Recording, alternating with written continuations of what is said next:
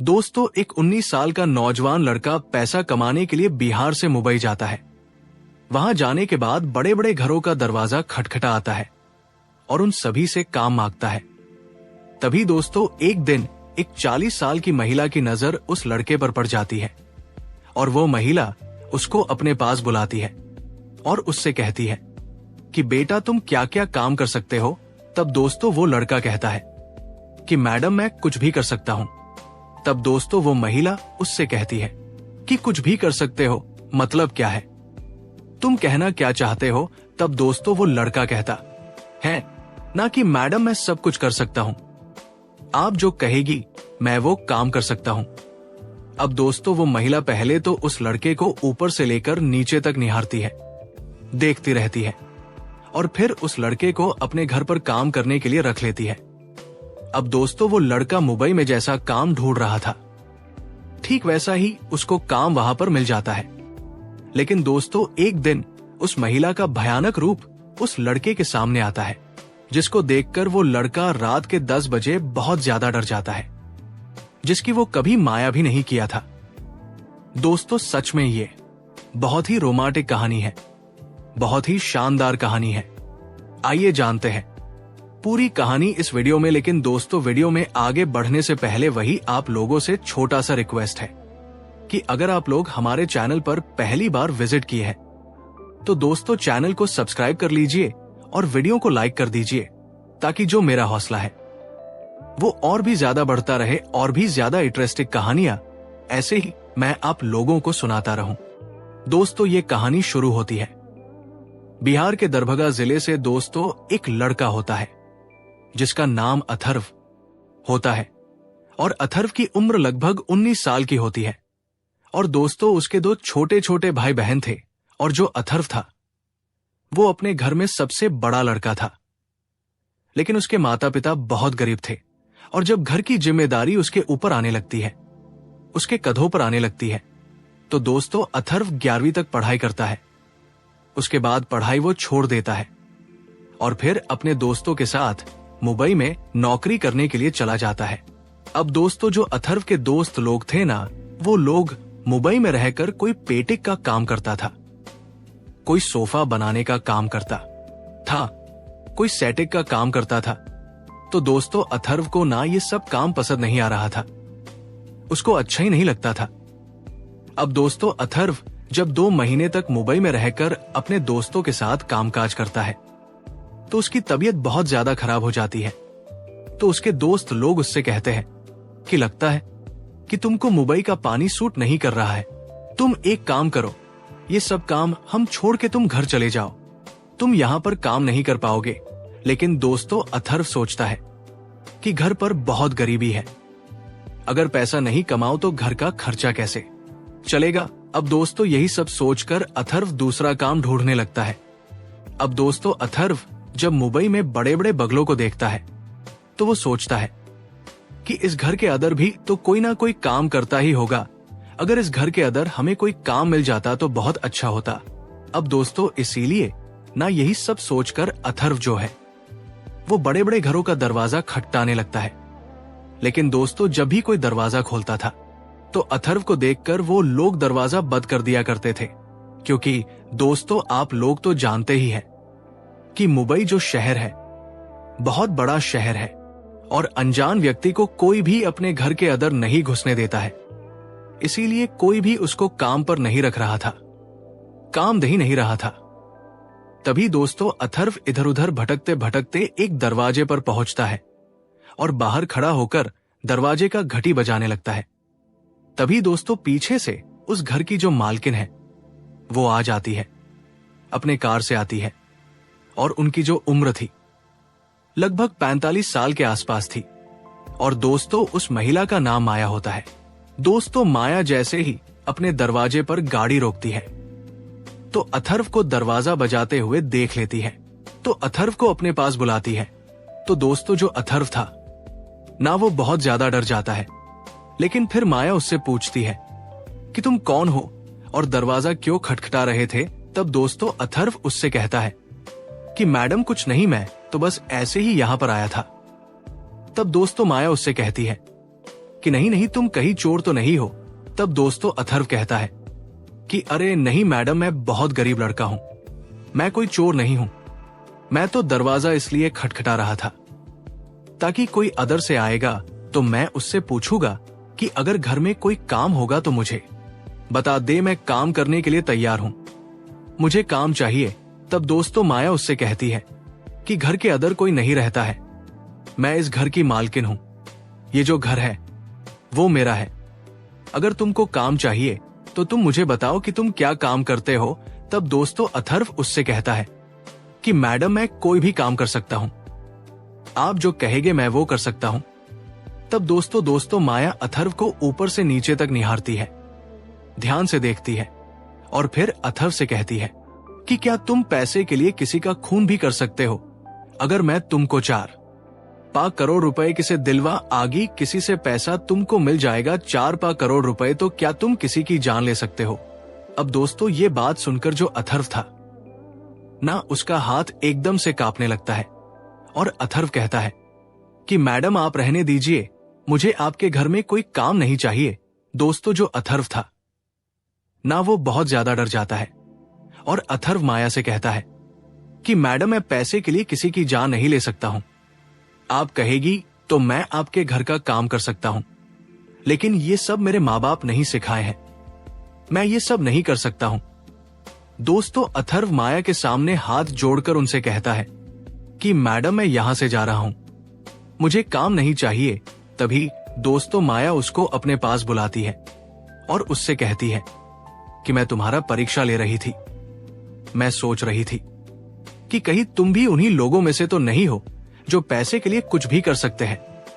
कोई बात नहीं, तुम्हारा व्यवहार मुझे बहुत अच्छा लगा है, तुम हमारे घर में रहकर काम कर सकते हो, मैं तुमको काम पर रख सकती हूं। तब दोस्तों अथर्व पूछता है ना कि मैडम मुझे क्या काम करना होगा।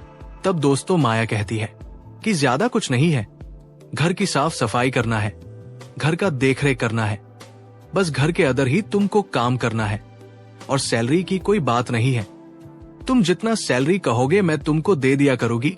तब दोस्तों अथर्व कहता है ना कि मैडम ठीक है, मैं कल आपके घर पर आऊंगा और सारा अपना सामान लेकर आऊंगा, तो कल से काम शुरू करूंगा। अब दोस्तों इस तरीके से जो माया थी अपना कार लेकर अपने घर के अंदर चली जाती है और जो अथर्व था वो दरवाजे से ही वापस अपने दोस्तों के पास चला जाता है और अपने दोस्तों के रूम पर जाकर उनको बताता है कि भाई हमको बहुत अच्छा काम मिल गया है, मैं कल से अब वहीं पर रहूंगा। अब दोस्तों इस तरीके से अथर्व अपने दोस्तों के रूम से सारा सामान अपना एक बैग में पैक करता है और पैक करने के बाद अगले दिन माया मैडम के घर पर पहुंच जाता है। दोस्तों अथर्व जब माया के घर पर आता है तो देखता है कि जो माया का घर है वो बहुत आलीशान है, बहुत घर के अंदर वो अकेली बैठी हुई थी, उसके अलावा घर में और कोई भी नहीं था। अब दोस्तों इस तरीके से अथर्व जब पूरे घर को देखता है तो घर दिखने में ऐसा लग रहा था जैसे कई महीने से घर की साफ सफाई नहीं हुई थी। तो दोस्तों अथर्व न सुबह से लेकर शाम तक घर की साफ सफाई करता है और जब शाम हो जाती है तब दोस्तों माया मैडम अथर्व से कहती है कि अथर्व तुम खाना भी बना लेते हो। तब दोस्तों अथर्व कहता है कि नहीं मैडम, मुझे खाना बनाना तो नहीं आता है, लेकिन मैं खाना बनाना अभी सीख रहा हूं और जल्दी मैं सीख जाऊंगा। तब दोस्तों माया मैडम कहती है कि कोई बात नहीं है, तुम मेरे साथ किचन में चलो, मैं खाना बनाती हूं और तुम देखते रहना, मैं तुमको सब कुछ सिखाती रहूं, घी बताती रहूं, घी तुमको भी अच्छा लगेगा, तुम जल्दी सीख जाओगे।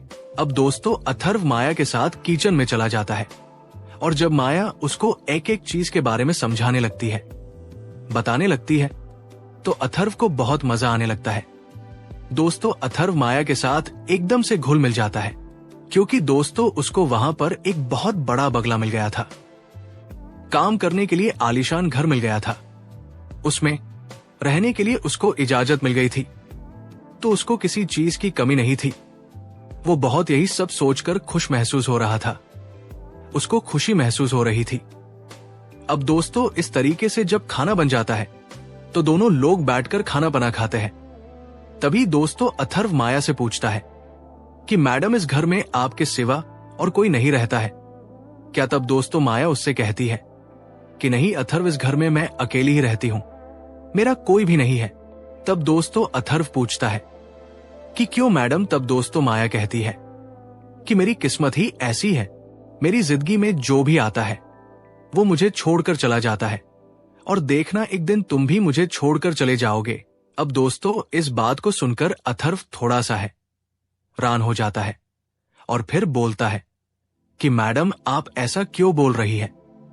तब दोस्तों माया उससे कहती है कि देखो अथर्व, मुझे एक बीमारी है और वो बीमारी अक्सर रात को उभर जाती है। मैं बहुत परेशान हो जाती हूं, इसीलिए लोग मुझसे परेशान होकर मेरा घर छोड़कर चले जाते हैं।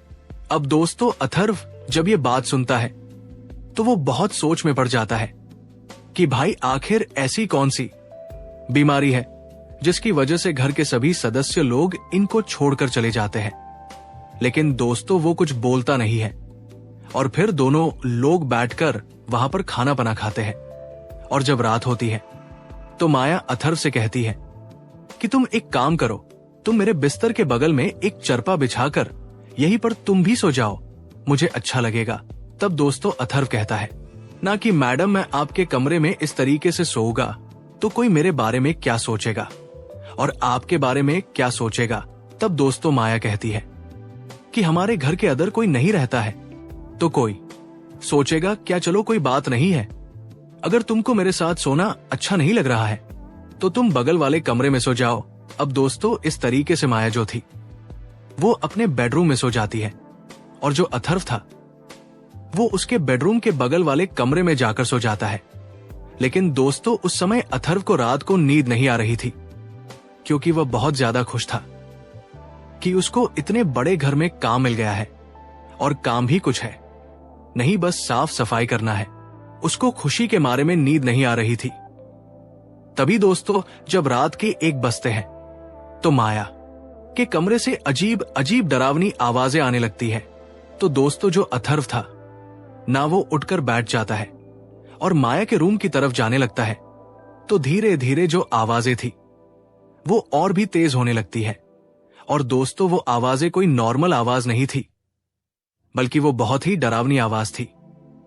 अब दोस्तों अथर्व बहुत ज्यादा सुनकर डर जाता है, लेकिन हिम्मत जुटा आता है और वहीं पर डटकर खड़ा रहता है। और जब माया मैडम का दरवाजा अपने लात से खोलने की कोशिश करता है तो दोस्तों जब धक्का लगाता है ना तो उनका दरवाजा खुला हुआ था, और एक ही झटके में एक लात मारने पर दरवाजा खुल जाता है। दोस्तों अथर्व जब कमरे के अंदर जाता है तो देखता है कि माया मैडम के शरीर से सारा कपड़ा उतरा हुआ है, उनके बाल बिखरे हुए हैं, उनकी जो पूरी शरीर है पूरा एकदम टाइट हो चुकी है, और वो अजीब अजीब सी आवाजें निकाल रही है, बहुत ज्यादा शरीर से अगड़ाई ले रही थी। दोस्तों उस समय ना माया की स्थिति ऐसी थी कि अगर कोई भी उसको उस हालत में देखता तो सच में देखते ही डर के वहां से भाग जाता। लेकिन दोस्तों अथर्व जानता था कि उसके मैडम के साथ ये सब क्यों हो रहा है, इसलिए दोस्तों अथर्व वहां पर हनुमान जी की तरह डटकर एकदम से खड़ा रहता है, वहां से हटता नहीं है। और दोस्तों माया उसको देखती रहती है, लेकिन उसको इतना भी ख्याल नहीं रहता है कि हमारे सामने कोई खड़ा है, हमारा कपड़ा उतरा हुआ है, मैं इसको ठीक कर लूं। दोस्तों जो माया थी ना उसको थोड़ा भी होश नहीं था, उसके ऊपर कुछ और ही सवार हो गया था। तभी दोस्तों माया बोलती है कि तुम कौन हो और यहां पर क्या कर रहे हो, और यहां से चले जाओ, नहीं तो मैं तुमको जिंदा नहीं छोड़ूंगी। अब दोस्तों जब अथर्व ये बात सुनता है तो दोस्तों अथर्व उससे कहता है ना कि ठीक है, मैं भी देखता हूं कि तुम कौन हो और तुम मेरा क्या उखाड़ लेती हो। अगर तुम्हारे अंदर इतना ही दम है तो तुम मुझे छूकर दिखाओ। अब दोस्तों जो अथर्व था ना वो एकदम से हनुमान जी की तरह डटकर वहां पर खड़ा रहता है और थोड़ा भी नहीं डरता है। तब दोस्तों माया उससे कहती है कि तुमको मरने से डर नहीं लगता है तो यहां पर क्या करने के लिए आया है। तब दोस्तों अथर्व कहता है कि हां तुम सच सोच रही हो, मुझे मरने से डर नहीं लगता है और मैं सही जगह यहां पर आया हूं। अब दोस्तों अथर्व इतना बोलने के बाद दौड़कर माया के पास जाता है और अपनी बाहों में कसकर माया को ऐसे एकदम से जगड़े है और फिर हनुमान चालीसा का जाप करने लगता है और कुछ मंत्र वगैरह भी पढ़ने लगता है, जाप करने लगता है। अब दोस्तों, जब अथर्व मंत्र पढ़ने लगता है ना, तो माया का जो शरीर था वो और भी ज्यादा टूटने लगता है और भी ज्यादा वो जोर जोर से चिल्लाने लगती है, चीखने लगती है। लेकिन दोस्तों, अथर्व जो था ना, वो जकड़ के रखा था, हार नहीं मानता है और लगभग आधे घंटे तक माया मैडम को अपने हाथों से ऐसे जकड़ कर रखता है और मंत्र पढ़ता रहता है। लेकिन आधे घंटे बाद अचानक जो मैडम का शरीर था वो एकदम से ढीला पड़ जाता है, हल्का पड़ जाता है। जब माया मैडम को होश आती है तो अथर्व को अपने ऊपर से जब सोया हुआ देखती था, उसको धक्का मारकर हटाती है और फिर अपना कपड़ा ठीक करने लगती है। अब दोस्तों, अथर्व वहां से उठकर बगल में खड़ा हो जाता है और फिर माया मैडम से पूछता है कि मैडम, अचानक आपको ऐसे क्या हो गया था? आप चिल्ला क्यों रही थी? आप ऐसे क्यों कर रही थी? अब दोस्तों, इस बात को सुनकर जो माया मैडम थी वो बहुत ज्यादा फूट फूट कर रोने लगती है और अथर्व वसे कहती है कि अथर्व, यही तो मेरी बीमारी है और इसी वजह से मेरी जिंदगी एकदम से नरक बन चुकी है। मैं इस बीमारी की वजह से बहुत परेशान हूं।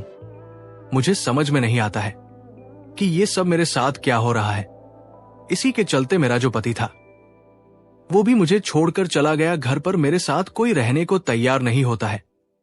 तब दोस्तों, अथर्व माया मैडम से कहता है ना कि मैडम, मुझे सब पता है कि आपके साथ ये सब क्या हो रहा है और रात होते ही आपके साथ ऐसा क्यों होने लगता है।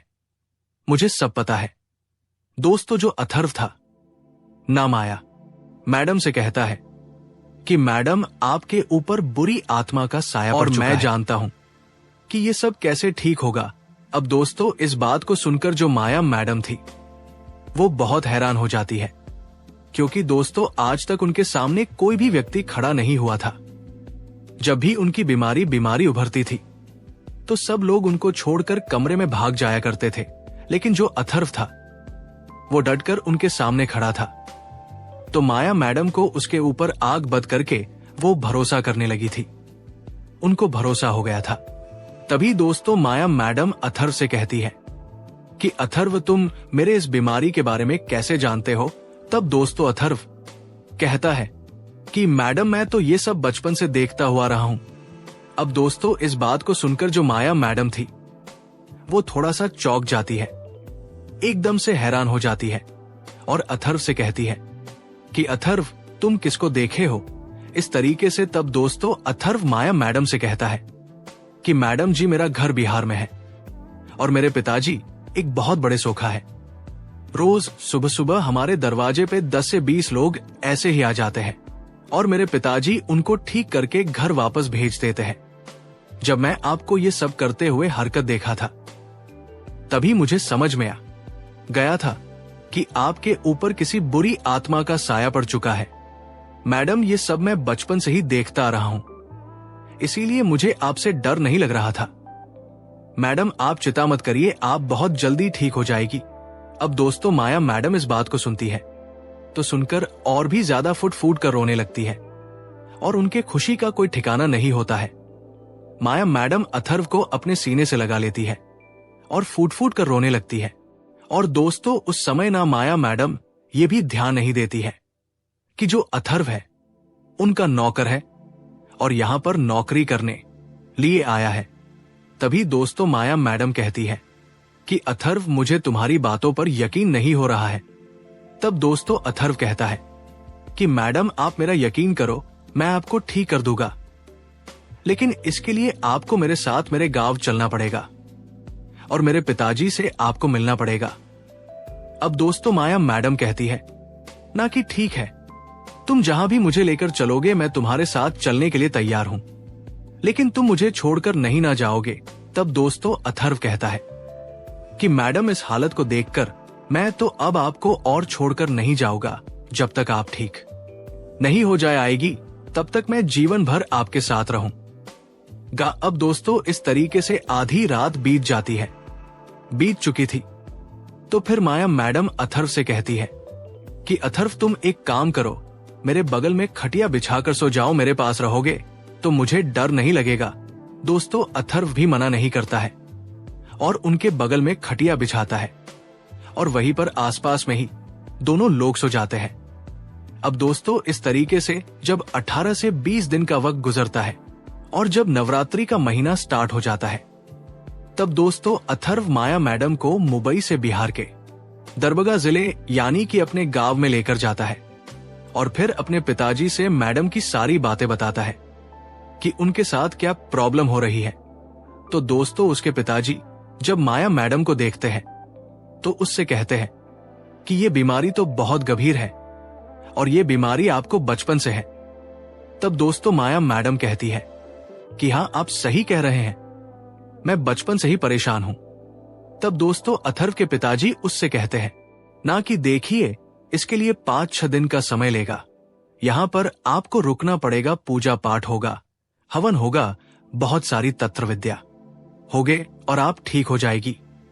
तब दोस्तों माया कहती है ना कि मुझे कोई तराज नहीं है, मैं आप लोग के घर पर 5 दिन तक रुक जाऊंगी, मैं तो बस चाहती हूं कि मैं कैसे भी ठीक हो जाऊं। अगर मैं ठीक हो जाऊंगी ना तो सच में मेरी जिंदगी का सबसे बड़ा मकसद पूरा हो जाएगा। अब दोस्तों इस तरीके से अथर्व के जो पिताजी थे वो बिहार के बहुत बड़े सोखा थे, उनका बहुत नाम था और बहुत सारे लोगों को वो ठीक भी किए थे। तो दोस्तों इस तरीके से माया मैडम उनके घर पर 6 दिन तक रहती है और नवरात्रि में पूजा पाठ होता है। और दोस्तों जो साया माया मैडम के ऊपर बचपन से ही रह रही थी, अथर्व के पिताजी उसके शरीर से उसको दूर भी कर देते हैं। और जब माया मैडम अपने वास्तविक रूप में आती है तो दोस्तों एकदम से वो फूट फूट कर रोने लगती है, क्योंकि दोस्तों बचपन से ही ना वो साया उनको जकड़ रखी थी, उनके ऊपर हावी हो गई थी और जैसा उसका मन करता था वैसा उस मैडम के साथ करती थी। लेकिन दोस्तों जब वो साया माया मैडम के शरीर को छोड़कर चली जाती है तो माया मैडम अपने शरीर को बहुत हल्का महसूस करती है। अब दोस्तों इस तरीके से माया मैडम अथर्व के पिताजी को बहुत धन्यवाद करती है और 1 लाख का उनको इनाम भी देती है। उनका जो टूटा फूटा घर था उनको भी बनवा है। और दोस्तों माया मैडम ना अथर्व की पूरी जिंदगी एकदम से बदल देती है, उसकी जिंदगी संवार देती है। अब दोस्तों इस तरीके से फिर से अथर्व अपनी मैडम के साथ मुंबई चला जाता है और अपने मैडम के साथ उनके घर पर हंसी खुशी रहने लगता है। अब दोस्तों जब धीरे धीरे वक्त गुजरता है तो कहीं ना कहीं माया मैडम को अथर्व से प्यार हो जाता है। और दोस्तों जब दोनों लोग एक ही घर में रहने लगते हैं, एक ही साथ खाना बनाते हैं, खाते हैं कि साथ सोते हैं, तो कहीं ना कहीं अथर्व को भी माया मैडम से प्यार हो जाता है। वो अलग बात थी कि माया मैडम की जो उम्र थी वो काफी ज्यादा थी, अथर्व से 26 साल बड़ी थी। अब दोस्तों इस तरीके से माया मैडम जब पूरी तरीके से ठीक हो जाती है तो ठीक होने के 3 साल बाद माया मैडम अथर्व को घर जमाई बनाकर उससे शादी कर लेती है और उसके साथ हंसी खुशी अपना जीवन बिताने लगती है। क्योंकि दोस्तों माया मैडम जब 25 साल की थी ना तभी से उनके ऊपर वो साया आ गई थी और माया मैडम के पिताजी माताजी कई जगह उनका इलाज करवाए थे, लेकिन माया मैडम ठीक नहीं हुई थी। तो माया मैडम के माता पिता लोग सोचे थे कि हमारी इकलौती बेटी है, हम लोग के पास करोड़ों रुपए की प्रॉपर्टी है, किसी चीज की कमी नहीं है, तो क्यों ना सारी प्रॉपर्टी इसके नाम करा दिया जाए अपनी लड़की की और कोई घर जमाई लड़का देखकर इसकी शादी करवा दिया जाए जो इसका देखभाल कर सकता है। तो दोस्तों माया मैडम की शादी एक लड़के से हुई थी और वो लड़का माया मैडम के घर पर घर जमाई बनकर रहता था। लेकिन दोस्तों उनकी जो बीमारी थी उसको देखते हुए उनका पति बहुत डर जाता था और इसी वजह से उनको छोड़कर चला गया था और माया मैडम अपने घर पर तभी से अकेले रहने लगी थी। तो कुछ दिन बाद उनके माता पिता भी गुजर गए थे, तब से वो एकदम से अकेली पड़ चुकी थी। उसके बाद दोस्तों माया मैडम की मुलाकात अथर्व से हुई थी और दोस्तों इस तरीके से अथर्व माया मैडम को पूरी तरीके से ठीक करता है और फिर माया मैडम से शादी करके घर जमाई बनके हंसी खुशी उन्हीं के घर में रहने लगता है। दोस्तों अगर देखा जाए तो अथर्व की किस्मत भी बहुत अच्छी थी, कि बना बनाया सब कुछ मिल गया, करोड़ों रुपए की प्रॉपर्टी मिल गई, धन दौलत मिल गया, बीवी मिल गई, सब कुछ ठीक हो गया, उसके जीवन में किसी भी चीज की कमी नहीं है। तो दोस्तों, ये थी आज की कहानी। ये कहानी आपको कैसी लगी हमें कमेंट बॉक्स में आप लोग जरूर बताइएगा।